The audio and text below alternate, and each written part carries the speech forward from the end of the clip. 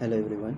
तो last video में हम लोग पढ़ लिए थे लो लेवल ऑफ इकोनॉमी, है ना। Low level of economic condition under British rule, वो क्लियर कर लिए थे। उसमें देखे थे कि वो लोग कभी भी हम लोग का पर कैपिटा इनकम मेज़र नहीं करता था। इस वजह से कभी पता ही नहीं चला कि हमारा कंट्री कितना पीछे जा रहा है।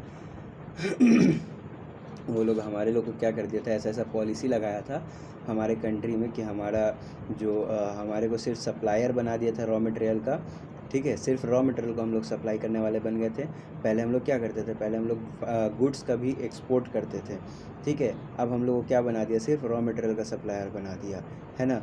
और फिर हम लोग देखे कि कौन हमारा जो वी के राव, इन्होंने क्या किया था, सबसे कह सकते हैं कि सबसे परफेक्ट, एकदम ऐसे कह सकते हैं सबसे परफेक्ट इन्होंने पर कैपिटा इनकम एस्टिमेट किया था। लेकिन काफ़ी उस पर भी कन्फ्लिक्ट हुआ था बाद में, लेकिन उस टाइम पर एक्सेप्ट किया गया था उसको। ठीक है, अब देखो एग्रीकल्चर सेक्टर का क्या हाल था ब्रिटिश रूल के अंदर में। तो इंडिया का जो इकोनॉमी था ना ब्रिटिश रूल के अंडर में, ठीक है, वो 85% लोग खेती ही करता था, मतलब एग्रीकल्चर पर ही डिपेंड था। ठीक है, और बाकी जो पॉपुलेशन था वो मतलब 85% लोग खेती करता था और बाकी छोटा मोटा काम करता था बाकी लोग। ठीक है, तो इतना ज़्यादा लोग के खेती करने के बाद भी, ठीक है, despite being the occupation of such a large population, जो एग्रीकल्चर था ना, एग्रीकल्चर लगातार स्टैग्नेशन फेस कर रहा था। मतलब खेती सही से नहीं हो पा रही थी।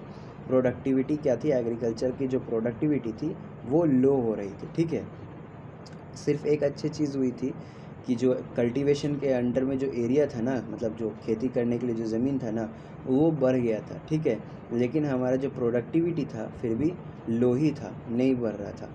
अब ऐसा क्यों इतने ज़्यादा 85% लोगों का वर्क होते हुए भी ये एग्रीकल्चर सेक्टर इतना स्टैग्नेशन है, मतलब पिछड़ा हुआ है, ये भी पता करना ज़रूरी है ना। तो ऐसा क्यों हुआ था, तो वो देखते हैं। ये हुआ था लैंड सेटलमेंट के वजह से। किसकी वजह से, लैंड सेटलमेंट के सिस्टम की वजह से, जो कि ब्रिटिश ने हमारे इंडिया में लाया था। लैंड सेटलमेंट का सिस्टम यानी कि ज़मींदारी सिस्टम। इसमें क्या होता था कि एक खेत है ना, इस खेत में जितना भी फसल अनाज उगा रहा है, जो इसका कल्टीवेटर है जितना भी उगा रहा है, वो उगाने के बाद इसका जो प्रॉफिट इसको आएगा बेचकर कल्टीवेटर को, ठीक है, वो प्रॉफिट इसको ले जाकर देना पड़ेगा ज़मींदार को। ठीक है, ये सिस्टम था, इसको कहते हैं ज़मींदारी सिस्टम। मतलब कल्टीवेटर के पास पैसा नहीं जा रहा था, पैसा जा रहा था किसके पास, पैसा जा रहा था ज़मींदार के पास। ठीक है ना। यहाँ the profit accruing went out of the agriculture sector went to the zamindar instead of the cultivator को नहीं जा रहा था प्रॉफिट, किसको जा रहा था, ज़मींदार को। ठीक है, तो ना तो सरकार ने कुछ किया, ना तो कॉलोनियल गवर्नमेंट ने कुछ किया, ना ही ज़मींदार ने। एग्रीकल्चर को सही करने के लिए, इस एग्रीकल्चर के हाल को सही करने के लिए ना सरकार ने कुछ किया उस टाइम के, ना ही ज़मींदार ने कुछ किया। मेन जो मोटिव हो गया था ना ज़मींदार का, मतलब मेन जो इंटरेस्ट था ज़मींदार का, वो ये था कि जितना हो सके उतना रेंट वसूल हो।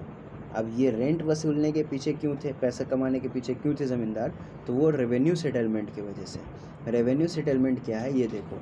रेवेन्यू सेटलमेंट में ये है कि ज़मींदार के ऊपर एक फ़िक्स कर दिया गया था डिपॉज़िट कि इतने डेट को आप, ठीक है, इतने डेट को आप जो भी आपको रेवेन्यू बोला गया है, फ़िक्स किया गया है, उस रेवेन्यू को आप फ़िक्स करेंगे। ठीक है, एक डेट फ़िक्स कर दिया गया था, कोई भी एक डेट था उसको फ़िक्स कर दिया था।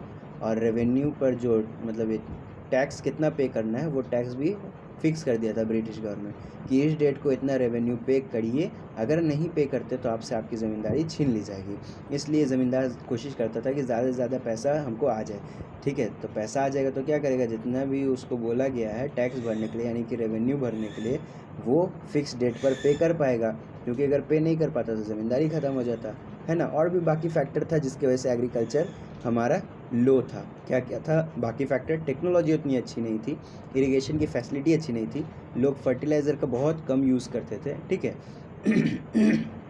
ये सारा अदर फैक्टर है जिसकी वजह से हमारा एग्रीकल्चर जो है वो प्लाइट कर गया, यानी कि डिक्लाइन कर गया।